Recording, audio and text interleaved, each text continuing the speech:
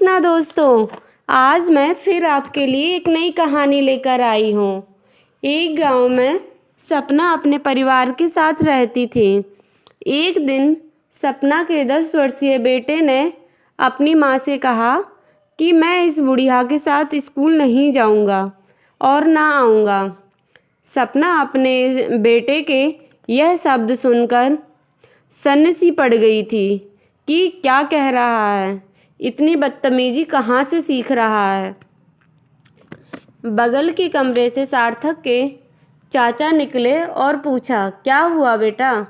सार्थक ने फिर से कहा, चाहे कुछ भी हो जाए मैं इस बुढ़िया के साथ स्कूल नहीं जाऊंगा।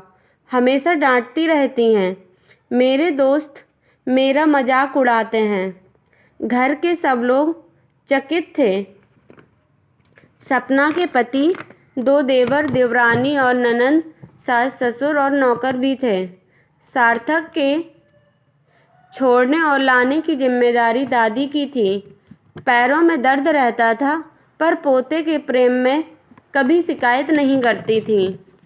वह बहुत प्यार करती थी अपने पोते से, क्योंकि वह घर का पहला पोता था।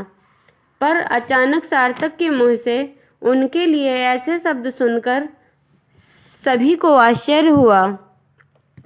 रात को खाने पर उसे बहुत समझाया गया, पर वो अपनी जिद पर अड़ा रहा। सार्थक के पापा ने उसे थप्पड़ भी मार दिया। सबने तय किया कि कल से उसे स्कूल छोड़ने माँ जी नहीं जाएंगी। अगले दिन से कोई और उसे लाने ले जाने लगा, पर सपना का मन विचलित रहने लगा कि आखिर उसने ऐसा क्यों किया, माँ जी को ऐसा क्यों बोला। सपना अपने बेटे सार्थक से बहुत नाराज़ थी। शाम का समय था। सपना ने दूध गर्म किया और बेटे को देने के लिए ढूंढने लगी। छत पर पहुंच बेटे की बात सुनकर ठिठक गई और छुपकर सुनने लगी। सार्थक अपनी दादी की गोद में सिर रखकर कह रहा था कि मैं जानता हूँ दादी कि मम्मी मुझसे बहुत नाराज़ हैं, पर मैं क्या करता। इतनी ज़्यादा गर्मी में भी वो आपको मुझे लेने भेज देती हैं। आपके पैरों में भी तो दर्द रहता है। मैंने मम्मी से कहा तो उन्होंने कहा कि दादी अपनी मर्जी से जाती हैं। दादी, मैंने झूठ बोला, बहुत गलत किया, पर आपको परेशानी से बचाने के लिए किया और मुझे कुछ नहीं सूझा तो मैंने यही बोल दिया। आप मम्मी से कह दो कि मुझे माफ़ कर दें। सार्थक कहता जा रहा था। सपना यह बात सुनकर अचंभित थी। सपना के पैर और मन सुन्न पड़ गए थे।